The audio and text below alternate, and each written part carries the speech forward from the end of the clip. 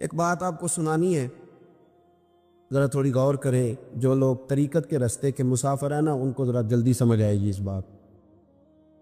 بابا فرید الدین گنج شکر رحمۃ اللہ تعالیٰ علیہ کے ایک مرید تھے، حضرت جمال الدین ہانسوی۔ بابا صاحب کو مرید سے بڑا پیار ہو گیا۔ وہ ہانسا کے رہنے والے بابا صاحب پاک پتن کے، تو وہ بیچارے اکیلے بھائی تھے، والد بھی فوت ہو گیا تو ماں بوڑھی تھی۔ بابا صاحب نے ان سے کہا کہ تو پاک پتن آ جا۔ کہنے لگے حضور ماں نہیں اجازت دیتی، اگر آپ کہتے ہیں تو آ جاتا ہوں۔ تو بابا صاحب فرمانے لگے اگر نبی پاک نے اویس کرنی کو بلایا ہوتا تو میں بھی تجھے بلا لیتا، لیکن نبی کریم علیہ السلام نے انہیں نہیں بلایا تو لہذا میں تجھے بھی نہیں بلاتا۔ لیکن پیار بڑا تھا تو بابا صاحب کہنے لگے چل تو پاک پتن نہیں آتا تو میں تو تیرے گاؤں آ سکتا ہوں۔ 3 سال بابا جی مرید کی خاطر اس کے گاؤں میں چلے گئے۔ ان بھی پیٹو جاندے نے مرید کی خاطر، پر مرید پجاروں والا ہونا چاہیے۔ غریب ہوتے پھر انہوں نے راہ اوکھا لگتا ہے، پھر مشکل ہوتا ہے۔ چلے جاتے ہیں اب بھی چلے جاتے، ماڑا ہے تو انہوں کہنا ہے تو جمعے راتی آئی سویرے 8 بجے، ہاں تو کدھر آ گئے؟ تگڑا ہے تو انہوں کہتے ہیں تو بڑی لیٹ آیا، تو تے راتی خواب وچ بھی آیا سویرے۔ خدا بندہ یہ تیرے سادہ دل بندے کدھر جائیں؟ فقر بھی عیاری ہے، شہنشاہی بھی عیاری۔ میرے بھائی سنیں، بابا صاحب نا 3 سال مرید کے ہاں چلے گئے۔ 3 سال ہانسا میں آپ نے قیام فرمایا، 3 سال۔ والدہ تو ان کی جلدی انتقال کر گئی، لیکن بابا صاحب وہیں رہ گئے۔ تو حضرت جمال الدین بڑے خوبصورت تھے، بڑے پیارے تھے، ویسے بھی ادائیں بڑی اچھی تھی ان کی، عالم فاضل۔ حضرت خواجہ بہاؤالدین زکریا ملتانی ایک دفعہ پاک پتن آئے بابا فرید صاحب کو ملنے، تو انہیں جمال الدین ہانسوی پسند آ گئے۔ انہوں نے ملتان جا کے بابا فرید کو خط لکھا کہ میرے سارے مرید اور خلفاء لے لے پر اپنا جمال الدین مجھے دے دے۔ تو بابا صاحب نے جواب میں ایک کی جملہ کا اور بڑا شاندار کہا، کہنے لگے بہاؤالدین حد کرتے ہو، کبھی کسی نے اپنا جمال بھی کسی کو دیا ہے؟ وہ تو میرا جمال ہے، یہ بھی کبھی کسی نے کسی کو دیا ہے؟ اللہ اکبر۔ انہوں نے نا کوئی روحانی کشش ڈالی حضرت جمال الدین ہانسوی کے دل۔ تو بابا صاحب اسباق پڑھا رہے تھے شاگردوں کو، تو حضرت جمال الدین ہانسوی آ گئے، آ کے کہنے لگے حضور میں نے ملتان جانا ہے۔ بابا صاحب نے فرمایا کوئی کام ہے، کوئی مجبوری ہے، کوئی رشتہ داری ہے؟ سمجھ گئے بابا فرید صاحب کے معاملہ پیچھے سے گڑبڑ ہو گیا، کیا مسئلہ ہے؟ کہنے لگے حضور میں نے حضرت بہاؤالدین زکریا سے ملنا۔ محبت میں شراکت داری نہیں قبول ہوتی نا، باقی معافیاں مل جاتی ہیں، شراکت داری کی کوئی معافی یہ تو نے کیوں کی؟ شریک تو نے کیسے بنا لی؟ ایک در پھڑیے تے محکم پھڑیے تے ایک دے ہو کے مریے، یہ تو نے کیا کیا؟ فرمانے لگے اچھا بہاؤالدین زکریا سے ملنا ہے؟ کہا ہاں۔ پیار بڑا تھا بابا صاحب کا خواجہ بہاؤالدین زکریا سے، محبت بڑی تھی۔ فرمایا اچھا میں تیری خاطر یہاں آیا ہوں اور تو نے کوئی قدر ہی نہیں ڈالی، تو کہتے آگے جانا ہے، جا اب تو اسی کے پاس جائے گا۔ حضرت جمال الدین ہانسوی کہتے ہیں میں نکل آیا پر سینے کا نور سارا رخصت ہو، نہ میں ملتان جا سکا اور نہ میں بابا صاحب کا رہ سکا۔ 3 سال ہو گئے معافیاں مانگتے، پر بابا صاحب نے فرمایا یار میں تیری خاطر بڑھاپے میں یہاں آیا اور تو نے سوچا ہی نہیں، تو نے قدر ہی نہیں ڈالی، تو نے یہ کیا میرے ساتھ؟ ایک تاجر آیا کرتا تھا بابا فرید صاحب سے ملنے سال کے بعد، وہ آیا تو اس نے لوگوں سے پوچھا کہ وہ کدھر ہے جمال الدین جس سے سلام لے کے بابا صاحب سے لوگ ملتے تھے، جو رستہ تھا بابا صاحب کی طرف جانے کا؟ کہا وہ تو روڑی کے ڈھیر پہ بیٹھے۔ وہ ملنے گئے اور جب جا کے ملے نا حضرت جمال الدین سے تو وہ رو پڑے۔ کہا کیا ہوا؟ کہنے لگے بس ہوا یہ کہ میں اس کی قدر نہیں ڈال سکا، جو قدر مجھے کرنی چاہیے تھی نا یار کی، میں وہ قدر کر سکا، میں قدر نہیں کر سکا، یہ مجھے سزا ملی۔ کہا ان سے کہنا معاف کر دے۔ وہ تاجر بڑا پیارا تھا، بابا صاحب رات کو پیر دبا رہا تھا وہ تاجر بابا صاحب کے، اس کا خیال تھا لوگ سارے جائیں گے تو بات کروں گا، پیر دباتے دباتے ساری دنیا چلی گئی، وہ بیٹھا رہا۔ بابا صاحب بولے، فرمانے لگے جاتا کیوں نہیں؟ جمال الدین کی بات کرنی ہے، جمال الدین کا ذکر کرنا ہے، چل کر۔ تو کہا حضور اب دیکھا نہیں جاتا، مہربانی فرمائیں۔ فرمایا یار اس نے دیکھ میرے ساتھ کیا کیا ہے، میں علاقہ چھوڑ کے یہاں آیا اس کی خاطر، اور وہ کہتا ہے میں نے آگے جانا ہے، اس نے توجہ ہی نہیں کی، اس نے میری محبت کو سمجھا ہی نہیں۔ فرمایا اسے کہنا میں اسے بھولا نہیں، میں روز اس کے لیے دعا کرتا ہوں۔ جا تو کہتا ہے تو اسے لے آ، حضرت جمال الدین ہانسوی جب آئے نا، اللہ والے پھر بھی سامنے والے پہ الزام نہیں ڈالتے. جب آئے نا تو کمزور ہو گئے تھے، وجود کمزور ہو گیا، آنکھیں باہر نکل آئیں. تو حضرت بابا صاحب انہیں دیکھ کے نا انہیں پھر بھی کچھ نہیں کہا. کہنے لگے فرید الدین، اپنے آپ کو ہی مخاطب، فرید الدین یہ تو نے کیا کیا؟ کوئی اپنے جمال کا اس طرح کا حال بھی کرتا ہے. ان کو جب معافی ملی تو وہ رو پڑے، کہنے لگے حضور میرے لیے دعا کریں، اب میں رضا میں ہی پردہ کر دوں. ان کا انتقال ہوا اور بابا صاحب نے خود جنازہ پڑھایا. سنو بخاری شریف، سنو بخاری، صحیح بخاری. حضرت عمر فاروق رضی اللہ تعالیٰ عنہ فرماتے میں تورات پڑھ رہا تھا. نبی پاک علیہ السلام مسجد نبوی میں آئے تو میں تورات پڑھ رہا تھا، تورات. حضور نے آتے پوچھا عمر کیا کر رہے ہو؟ یا رسول اللہ صلی اللہ علیہ وسلم تورات پڑھ رہا ہوں جو حضرت موسیٰ علیہ السلام پہ نازل ہوئی، اللہ کی کتاب. نبی کریم علیہ السلام حضرت عمر کہتے ہیں کبھی مجھ سے ناراض نہیں ہوئے، پر آج حضور ناراض ہو گئے. چہرے پہ جلال آیا اور محبوب کریم نے فرمایا عمر مجھے اللہ کی عزت کی قسم، اگر آج حضرت موسیٰ حیات ظاہری میں ہوتے تو میرا کلمہ پڑھ کے میری فرما برداری کر، اور تو ان کی کتاب پڑھ رہا ہے، ان کی کتاب. مسلمان کو کسی اور طرف نکلنے کی اجازت، یہاں تو گھر میں بھوک ہو نا تو بندہ پڑوسی کے گھر سالن لینے جائے، اور اگر ہر چیز تجھے اپنے گھر ملے، ہر خیر تجھے ملے، پھر تو دائیں بائیں کیوں جائے؟ کس لیے جائے؟ تھوڑا سا اپنے اندر استقامت پیدا کریں، دین کی تہذیب کو بچائیں. رحمت اللہ علیہ درویش تھے دلی کے، بہت سارے لوگ مرید تھے. ایک بڑا خدمت گزار مرید تھا، مزدوری کرتا تھا، غریب تھا، تو 6 بیٹیاں تھیں اس کی.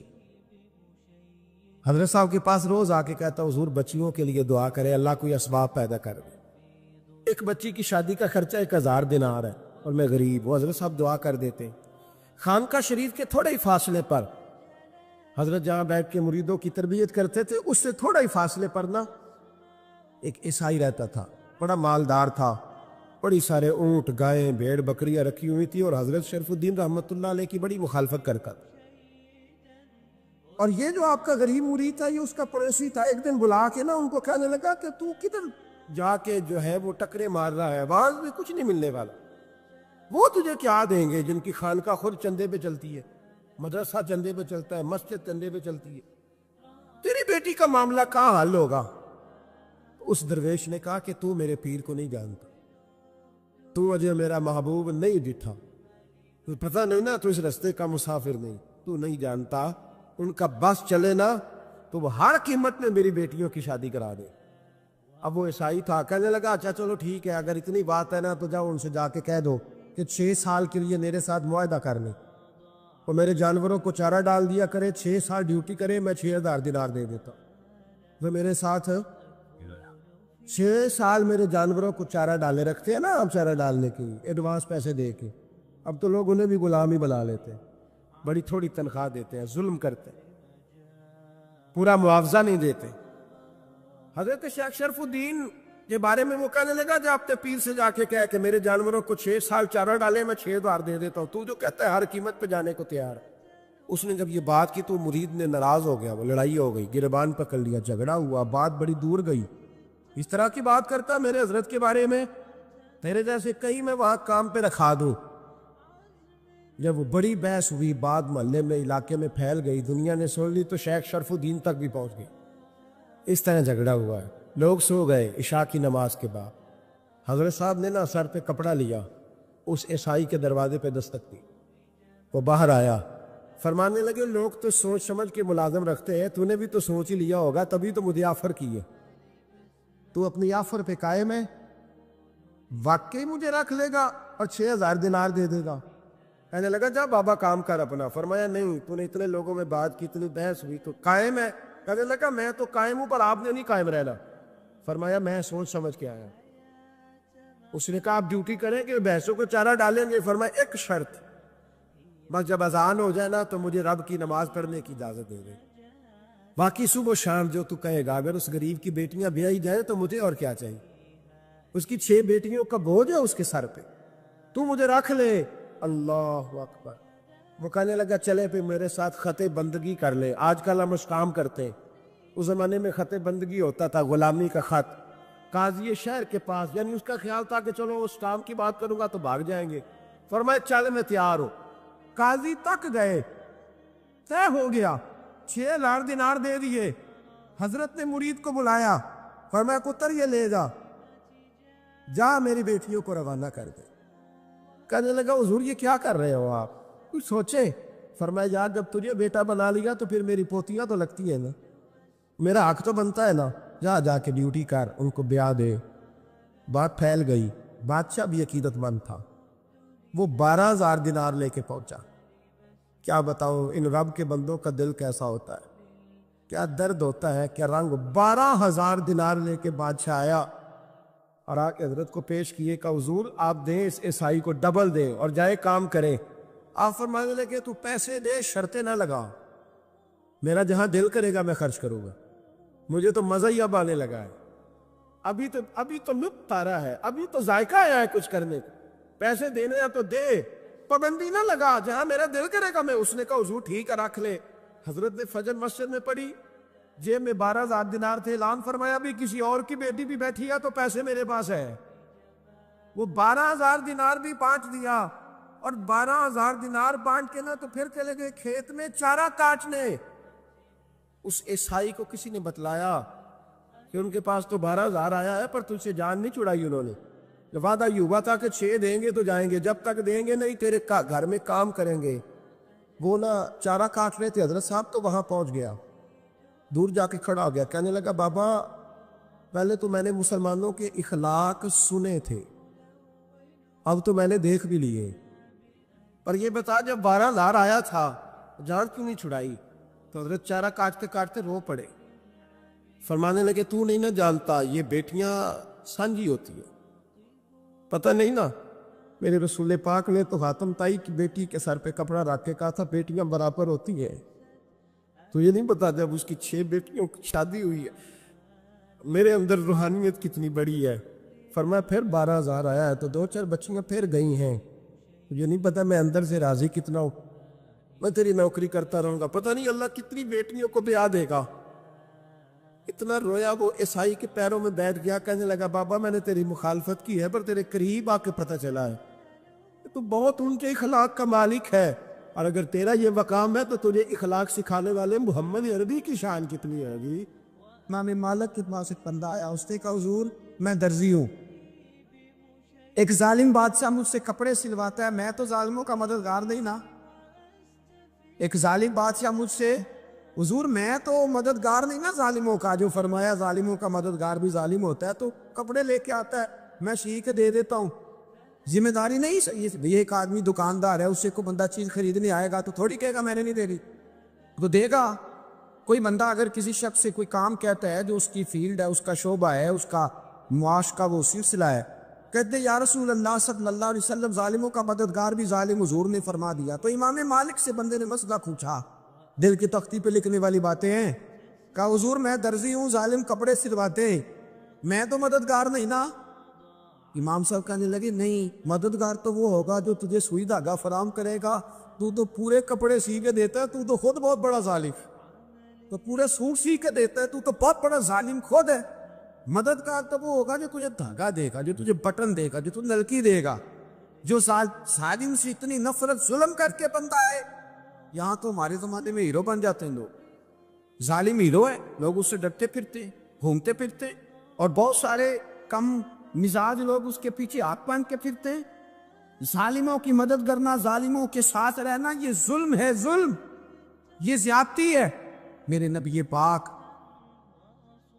صلی اللہ تعالیٰ علیہ وآلہ وسلم نے ارشاد فرمایا، یاد رکھو رب فرماتا ہے میں مظلوم کی مدد ضرور کروں گا، چاہے جلدی کروں چاہے دیر سے کروں، میں مظلوم کی مدد۔ اور حضور صلی اللہ علیہ وسلم نے فرمایا ہے، حضرت معاذ بن جبل کہتے ہیں حضور نے مجھے یمن کا گورنر بنایا، جب میں جانے لگا نا تو حضور نے بڑی نصیحتیں کی، بخاری میں موجود ہے، فرماتے جب میں پلٹنے لگا تو میرے رسول نے فرمایا معاذ ایک منٹ ٹھہر جا، ایک بات میری یاد رکھنا، اس کو نہ بھولنا۔ کہا حضور کیا؟ فرمایا دیکھنا کسی پہ ظلم نہ کر بیٹھنا، کہیں تجھ سے زیادتی نہ ہو جائے۔ محبوبہ پھر حضور نے فرمایا سن میرے معاذ، میں تجھے گورنر بنا رہا ہوں، زیادتی نہ کر بیٹھنا، یا رسول اللہ صلی اللہ علیہ وسلم کیا ہوتا ہے؟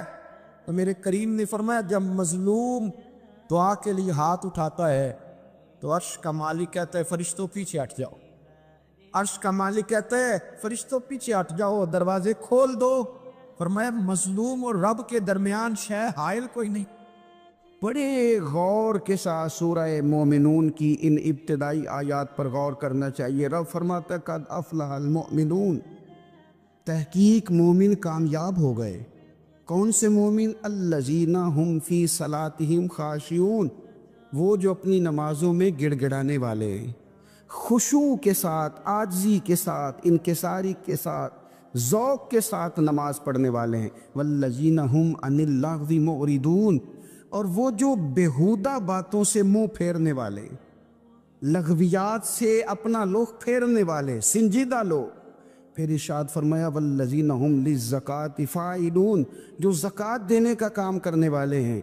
پھر فرمایا والذین ہم لفروجہم حافظون، اور وہ لوگ جو اپنی شرمگاہ کی حفاظت کرنے والے، اپنی شرمگاہ کی حفاظت کرنے والے۔ الا علی ازواجہم، مگر یہ کہ اپنی بیویوں پر، او ما ملکت ایمانہم، یا اپنی شرعی باندیوں پر۔ اس زمانے میں جو لونڈی خریدی جاتی تھی اس سے بھی وطی کرنا جائز تھا، اگرچہ اب لونڈیاں موجود نہیں ہیں تو یہ فعل بھی موجود نہیں، سوائے اپنی بیویوں پر یا شرعی باندیوں پر۔ فإنہم غیر ملومین، فرمایا جو یہ کام کرے اس پر کوئی ملامت نہیں ہے، اپنی بیوی کے پاس شرعی طریقے سے جائے یا باندی کے پاس جائے۔ فمن ابتغى وراء ذلك، اور جو آدمی اس کے بعد اس حد سے بڑھے، اس کے سوا کچھ اور کرے جو بندہ، فرمایا فاولئک هم العادون، یہ لوگ حد سے بڑھنے والے، جو لونڈیوں اور باندیوں کے علاوہ، اپنی بیویوں کے علاوہ کسی اور جگہ گندگی کریں، یہ حد سے بڑھنے والے، حدوں کو کراس کرنے والے لوگ ہیں۔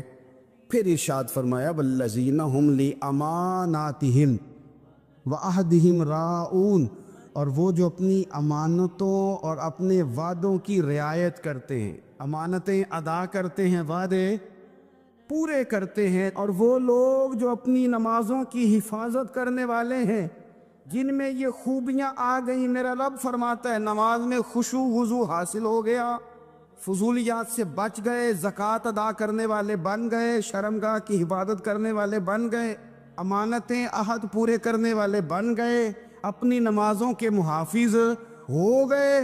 اللہ اکبر، قربان جائیں۔ مالک فرماتے ہیں اولئک هم الوارثون، یہی لوگ تو وارث ہیں۔ یا اللہ کس چیز کے؟ فرمایا الذین یرثون الفردوس، یہ لوگ جنت کے وارث ہیں، یہ جنت کے وارث ہیں یہ لوگ۔ ہم فیہا خالدون، اور فردوس سے، جنت سے نکالے نہیں جائیں گے، ہمیشہ ہی جنت میں رہیں گے۔ یہ آیات اللہ کا مطالبہ بھی ہے، یہ آیات صحابہ، اہل بیت، اولیاء اللہ، ان تمام کی سیرت کا عکس بھی ہے۔ اور سب سے بڑھ کر سیدہ عائشہ صدیقہ فرماتی ہیں یہی تو آیات ہیں جنہیں اچھی طرح سمجھ لو گے تو تمہیں مدینے والے کے اخلاق بھی سمجھ میں آ جائے، حضور کے اخلاق بھی تمہیں سمجھ میں آئے۔ بڑے غور کے ساتھ سورہ مومنون کی ان ابتدائی آیات پر غور کرنا چاہیے۔ رب فرماتا ہے قد افلح المؤمنون، تحقیق مومن کامیاب ہو گئے۔ کون سے مومن؟ الذین ہم فی صلاتہم خاشعون، وہ جو اپنی نمازوں میں گڑ گڑانے والے، خشوع کے ساتھ، عاجزی کے ساتھ، انکساری کے ساتھ، ذوق کے ساتھ نماز پڑھنے والے ہیں۔ دیکھیں قرآن نے یہ نہیں کہا شروع میں کہ وہ لوگ اپنی نماز پابندی سے پڑھتے ہیں، بلکہ فرمایا وہ نمازوں میں عاجزی کرتے ہیں، وہ نماز میں خشوع کرتے ہیں، خضوع کرتے ہیں۔ نماز ہم بھی پڑھتے ہیں، ڈھیر سارے لوگ ہیں جن کا یہ مطالبہ ہے کہ میرا نماز میں دل ہی نہیں لگتا۔ پہلی بات تو یہ ہے کہ دل نہ بھی لگے تو نماز پھر بھی پڑھنی ہے، اور دوسری بات یہ کہ دل لگانے کو بھی تو کچھ انسان کے پاس چیزیں ہونی چاہیے نا، کوئی ضروریات ہوتی ہیں۔ سب سے پہلی بات یہ کہ مسئلہ نماز کا نہیں، مسئلہ اہمیت کا ہے۔ آپ نے اللہ تبارک و تعالیٰ کی ذات کی، رب کریم کے جلالت کی جتنی زیادہ اہمیت اپنے دل میں محسوس کر لی، اتنا ہی نماز کی طرف توجہ آپ کی بڑھ جائے گی۔ آپ سادی سی مثال ہے، غور کر لیں، جتنا آپ اپنے استاد کو پروٹوکول دیتے ہیں، جتنی عزت کرتے، اتنا ہی وقت پہ آپ ان کے پاس پہنچ بھی جاتے۔ اگر آپ کے دل میں اہمیت نہیں ہے تو آپ ڈال دیں گے، اور جس استاد کی اہمیت ہے اس کے فون کی گھنٹی بجتے ہی فون بھی اٹھایا جائے گا، اور بات پوری مکمل بھی نہیں ہوگی تو کہا جائے گا جیسے آپ کہیں گے، اور جو وقت وہ دیں گے ان سے 10 منٹ پہلے پہنچنے کی کوشش بھی کی جائے گی۔ بس سمجھ لیں، دل لگنے نہ لگنے کا مسئلہ نہیں، اہمیت کا مسئلہ ہے۔ آپ جتنی اپنے مالک کی بارگاہ کی اہمیت سمجھ لیں گے، اتنا ہی وقت پہ مسجد آئیں گے، اتنا ہی شوق سے نماز پڑھیں۔ دوسری بات، نماز کے ترجمے پہ غور کریں۔ آپ یقین کریں، اگر نماز کا ترجمہ ہمیں آ جائے نا تو ہمیں تو یوں لگے کہ ہم تو اپنے مالک کی بارگاہ میں عرض و معروض کرنے حاضر ہوئے۔ یہ سورہ فاتحہ ہی دیکھ لیں آپ، حضور فرماتے ہیں، رب فرماتا ہے سورۃ فاتحہ آدھی میری ہے آدھی میرے بندے کی ہے۔ جب اس نے کہا الحمدللہ رب العالمین الرحمن الرحیم مالک یوم الدین ایاک نعبد و ایاک نستعین، جب یہاں تک وہ لفظ کہتا ہے تو یہ حصہ میرا تھا۔ اس نے اپنے رب کی تعریف کی، اور جب کہا نا اس نے اہدنا الصراط المستقیم، اب بندے نے التجائیں شروع کر دی۔ اس نے کہا کہ مالک بھی تو ہے، رحمان بھی تو ہے، رحیم بھی تو ہے، عبادت بھی تیری کرتے ہیں تو مدد بھی تو تجھی سے مانگنی ہے نا، اب مہربانی فرمانا اہدنا الصراط المستقیم، ہمیں سیدھا راستہ دکھا دے، صراط الذین انعمت علیہم، ان لوگوں کا راستہ دکھانا جن پر تو نے انعام کیا ہے، غیر المغضوب علیہم ولا الضالین، ان کے راستے پہ نہ چلانا ان پر تیرا غضب ہوا، جو گمراہ ہو گئے ان کے راستے۔ تو نماز میں جب ترجمے پر آپ کا غور ہوتا ہے تو آپ کا تو دل خود بخود لگ جاتا ہے، شوق پڑ جاتا ہے آپ کا۔ تو اتنی چیزیں ہم زندگی میں یاد کرتے ہیں، تو اگر ترجمہ بھی نماز کا یاد کر لیں اور پھر شوق سے پڑھیں تو آپ یقین کریں طبیعت کھنچی چلی آئے گی۔ ہمارے ہاں کچھ لوگ نماز پڑھتے ہیں پر بڑی لاپرواہی سے پڑھتے ہیں، کبھی ادھر دیکھتے ہیں کبھی ادھر دیکھتے ہیں، کبھی بال سہلاتے ہیں۔ وہ میں نے دیکھا ہے سجدے جا رہے ہیں تو سیانے سیانے بندے کبھی کپڑے کو چھیڑ رہے ہیں کبھی جگہ کو چھیڑ رہے ہیں۔ میرے نبی کریم صلی اللہ تعالی علیہ وسلم نے فرمایا ان لوگوں کا کیا حال ہے جو اپنی نماز میں نظریں آسمان کی طرف اٹھاتے ہیں، رکوع سے اٹھے تو اوپر دیکھنا شروع کر دیا، کیا حال ہے ان کا۔ اور پھر حضور نے ایک موقع پر تو سختی فرمائی، فرمایا جو نماز پڑھتے اپنی نظریں آسمان کی طرف اٹھاتا ہے وہ باز آ جائے، ورنہ ایسا نہ ہو کہ رب اس کی آنکھیں ہی چھین لے، وہ باز آ جائے اس کام سے۔ خشوع کے ساتھ نماز پڑھے، عاجزی کے ساتھ نماز پڑھے، اس کا دل لگا ہوا ہو نماز کے اندر۔ میرے نبی پاک صلی اللہ تعالیٰ علیہ وآلہ وسلم کے غلام حضرت انس بن مالک رضی اللہ تعالیٰ عنہ فرماتے ہیں کہ رسول پاک صلی اللہ علیہ وسلم نے مجھ سے فرمایا تھا کہ بیٹے نماز میں ادھر ادھر دیکھنے سے بچو، کیونکہ فرمایا نماز میں ادھر ادھر توجہ کرنا یہ بندے کو ہلاک کر دیتا ہے، ہلاکت ہے اس میں۔ اگر تم نے ادھر ادھر توجہ کی، نماز تم مالک کی بارگاہ میں کھڑے ہو اور تم دیکھ ادھر ادھر رہے ہو، تو ایک تو نماز عاجزی کے ساتھ، پھر فرمایا والذین ہم عن اللغو معرضون، وہ لوگ جو فضول باتوں سے، لغویات سے اپنا منہ پھیر لیتے ہیں، فضولیات سے۔ ہمارے ہاں نا بہت سارے لوگ ایسے ہیں کہ بلا وجہ ان چیزوں میں دلچسپی لیتے ہیں جو ان کے مطلب کی نہیں ہے، ان کے مطلب کی مطلب آپ کسی سے ملنے کہتے کیا حال ہے، ٹھیک ہے جی، بچوں کا کیا حال ہے، ٹھیک ہے، بچے کتنے ہیں؟ تو بھئی آپ کو جب پتہ ہی نہیں تھا کتنے ہیں تو حال کیوں پوچھا آپ نے؟ آپ کرتے کیا ہیں؟ آپ کا بڑا بھائی کیا کرتا ہے، چھوٹا بھائی کیا کرتا ہے، ابا جی کیا کرتے ہیں؟ بھئی آپ کے مطلب کی بات نہیں، آپ مطلب کی مقصد کی بات کریں، بے مقصد باتوں میں الجھنے کی ضرورت نہیں ہے۔ دیکھیں اپنا ادارہ میں چلاتا ہوں، اپنا گھر آپ چلاتے، اپنی ڈیوٹی آپ کرتے، آپ کو زیادہ بہتر پتہ ہے کہ آپ اپنا گھر کیسے چلا رہے ہیں، مجھے زیادہ بہتر پتہ ہے کہ میں مدرسہ مسجد، مجھے زیادہ بہتر پتہ ہے اس کے اندر کون سی اصطلاح کس طرح کرنی ہے، یہ مجھ سے زیادہ بہتر کوئی بندہ جانتا نہیں۔ اب ہم کیا کرتے ہیں، جب ہم دوسرے کے کام میں مداخلت کرتے ہیں تو دو نقصان ہوتے ہیں، ایک تو اس کے ساتھ ہمارا رائے کا اختلاف ہو جاتا ہے، اور دوسرا ہمارے اپنے بہت سارے کام رہ جاتے ہیں، کیونکہ ہماری توجہ دوسرے کی جانب تھی، اپنے بڑے سارے کام رہ جاتے۔ اس لیے بہت ساری ایسی چیزیں ہیں جن میں بلا وجہ کوئی مقصد نہیں.